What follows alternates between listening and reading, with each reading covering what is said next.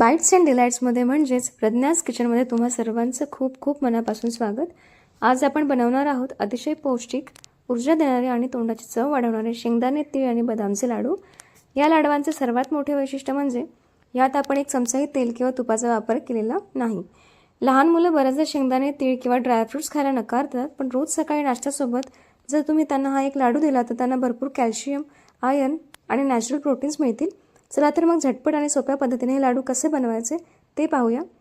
सगळ्यात आधी आपण साहित्याची तयारी करून घेतली आहे। इथे मी शेंगदाणे मंद आचेवर छान खमंग भाजून घेतले, टरफल व्यवस्थित काढून घेतली, स्वच्छ करून घेतले आणि ते पूर्णपणे गार होण्यासाठी बाजूला ठेवले आहे। त्याचप्रमाणे तिळही मंद गॅसवर छान फुलेपर्यंत भाजून घेतले आहे। थोडे बदाम आहेत, त्यामध्ये मॉइश्चर नसलं पाहिजे यासाठी म्हणून आपण इथे त्याला ड्राय रोस्ट करून घेणार आहोत।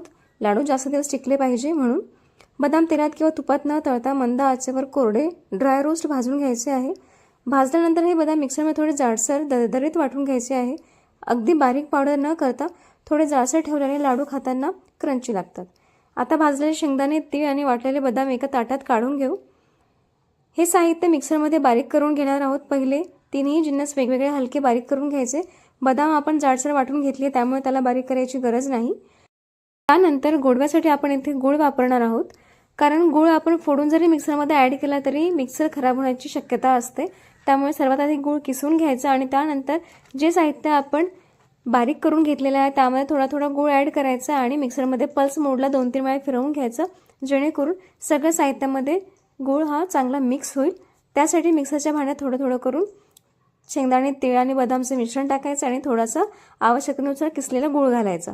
मिक्सर चालवताना एक महत्त्वाची टीप, मिक्सर सलग न फिरवता पल्स मोडवर चालू बंद करत फक्त 1 ते 2 वेळा फिरवून घ्यायचं, ज्यामुळे गूळ सर्व जिन्नसमध्ये अगदी एकसारखा मिसळला जाईल।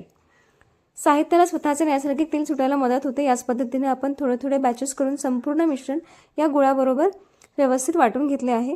लाडू बांधायचे कसे? आता हे तयार झालेले सर्व मिश्रण एका मोठ्या परातीमध्ये किंवा भांड्यामध्ये काढून घ्यायचे। हाताने सर्व मिश्रण एकदा छान एकजीव करून घ्यायचे, जेणेकरून गूळ, ड्रायफ्रुट्स सगळीकडे व्यवस्थित पसरतील।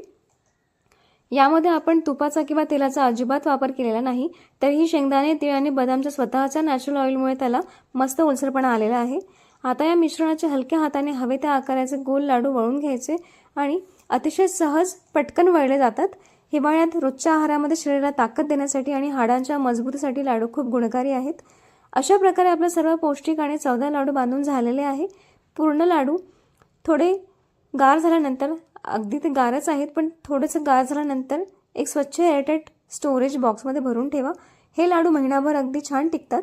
तुम्ही हेल्दी आणि सोपी लाडवांची रेसिपी नक्की ट्राय करा आणि तुमच्या प्रतिक्रिया कमेंट करून नक्की सांगा। व्हिडिओ आवडला असेल तर लाईक करा, शेअर करा आणि सबस्क्राईब करायला विसरू नका। तोपर्यंत नवनवीन रेसिपीज बघत चला, बनवत चला आणि खात राहा। भेटूया